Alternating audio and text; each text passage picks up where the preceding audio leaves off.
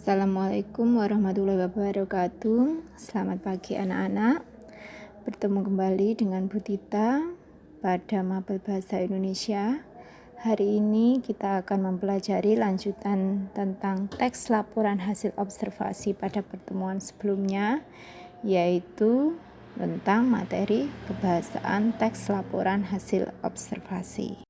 Ada kebahasan yang pertama yaitu tentang penggunaan kata kerja atau verba dan kata benda atau nomina. Kata adalah satuan bahasa terkecil, dapat memiliki arti maupun tidak yang bersifat bebas. Kata berdasarkan bentuknya ada beberapa yang biasa kita temui di teks, diantaranya yaitu kata dasar dan kata turunan. Contoh kata dasar, lari, batu, gigi. Kata turunan, berlari, berbatu, bergigi. Nah, yang dimaksud dengan kata turunan adalah kata-kata yang sudah mendapatkan imbuhan. Dan yang kedua yaitu afiksasi. Apa itu afiksasi? Afiksasi adalah proses pembentukan kata turunan yang terjadi karena adanya penambahan afiks atau imbuhan, baik di awal, di tengah, maupun di akhir, dan awalan maupun akhiran pada kata.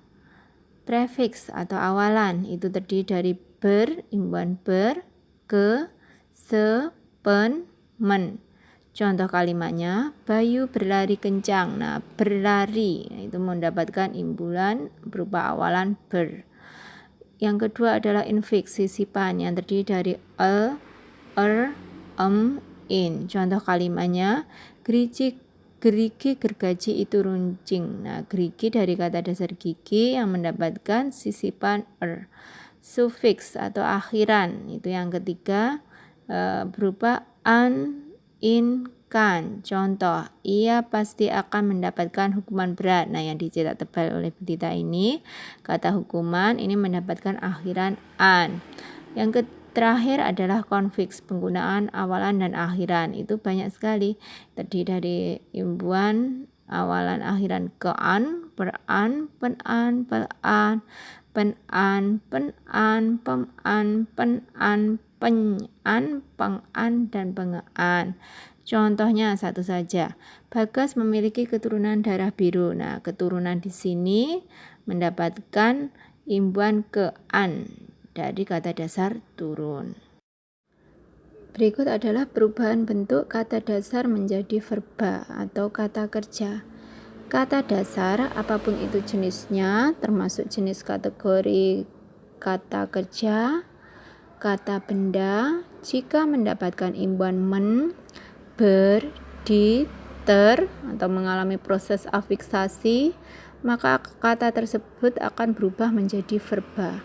Contoh, batu dari kata dasar yang termasuk jenis nomina, jika mendapatkan imbuhan ber akan menjadi berbatu, berubah dari nomina menjadi bentuk verba. Berikut adalah perubahan bentuk kata dasar menjadi nomina atau kata benda. Kata dasar, baik itu jenis verba atau nomina, jika mengalami proses afiksasi karena mendapatkan imbuhan pen, per, an, penan, kenan akan berubah bentuknya menjadi nomina. Contoh lari dari kata dasar jenis verba, jika mendapatkan imbuhan pen akan menjadi lari, termasuk jenis kategori nomina atau kata benda. Kaidah kebahasaan yang ketiga yaitu tentang frasa nomina dan frasa verba. Frasa merupakan unsur yang lebih luas, yaitu kelompok kata non-predikatif yang menduduki satu fungsi dalam sebuah kalimat. Ciri-ciri frasa. Frasa memiliki beberapa ciri yang dapat diketahui, yaitu 1. Terbentuk atas dua kata atau lebih dalam pembentukannya. 2. Menduduki fungsi gramatikal dalam kalimat. 3. Mengandung satu kesatuan makna gramatikal. Dan keempat, bersifat non-predikatif, tidak menduduki fungsi predikat. Frasa nomina yaitu kelompok kata benda yang dibentuk dengan memperluas sebuah kata benda. Frasa nomina dibagi menjadi 3, yaitu frasa nomina modifikatif, mewatasi, misalnya rumah mungil, hari Senin, buku 2 buah, bulan pertama, pohon rindang. Namanya frasa nomina itu intinya selalu berupa nomina atau kata benda. Yang kedua, frasa nomina koordinatif, tidak saling menerangkan. Misalnya hak dan kewajiban, sandang pangan, sayur mayur, lahir batin. Yang ketiga adalah frasa nomina apositif. Apositif itu penambah keterangan dari kata benda. Contoh frasa nomina apositif dalam kalimat Jakarta ibu kota negara Indonesia sudah berumur 485 tahun. Nah, di sini frasa nomina apositifnya yaitu ibu kota negara Indonesia yang merupakan penjabaran dari Jakarta. Frasa verba adalah kelompok kata yang terbentuk dari kata kerja. Kelompok kata ini terbagi menjadi 3 bagian, yaitu yang pertama frasa verba modifikatif atau pewatas yang terdiri dari pewatas belakang dan pewatas depan. Untuk contoh pewatas belakang, ia bekerja keras sepanjang hari. Nah, ini frasanya bekerja keras. Intinya berupa kata bekerja, sementara kerasnya merupakan pewatas belakang. Untuk pewatas depan, mereka pasti membuat karya yang lebih baik lagi pada tahun mendatang. Nah, ini frasa verbanya pasti membuat. Nah, ini intinya berupa kata kerjanya terletak di belakang, sementara pewatasnya terletak di depan. Yang kedua, frasa verba koordinatif, yaitu dua verba yang digabungkan menjadi satu dengan adanya penambahan atau hubungan dan atau contoh kalimat. Orang itu merusak dan menghancurkan tempat tinggal sendiri. Nah, frasanya merusak dan menghancurkan. Merusak dan menghancurkan merupakan dua kata kerja dan digunakan sebagai penghubung. Berikutnya yang ketiga, frasa verba apositif, yaitu sebagai keterangan yang ditambahkan atau diselipkan. Contoh kalimat, pekerjaan orang itu berdagang kain kini semakin maju. Nah, kata frasa berdagang kain ini sebagai penjelas dari pekerjaan orang itu.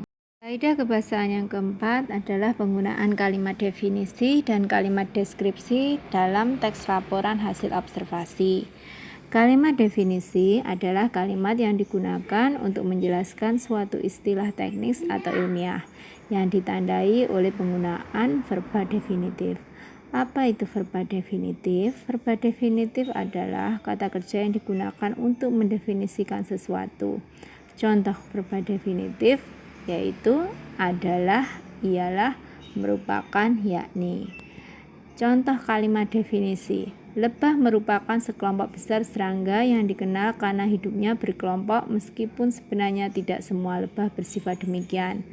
Nah, dari kalimat ini penggunaan merupakan sebagai verba definitif digunakan sebagai penanda penggunaan dalam penggunaan kalimat definisi. Kalimat deskripsi adalah kalimat yang menggunakan verba sebagai deskriptif. Contoh kalimat deskriptif salah satu saja ya. Wayang ini terbuat dari kulit kerbau yang ditatah dan diberi warna sesuai kaidah pulasan wayang pendalangan.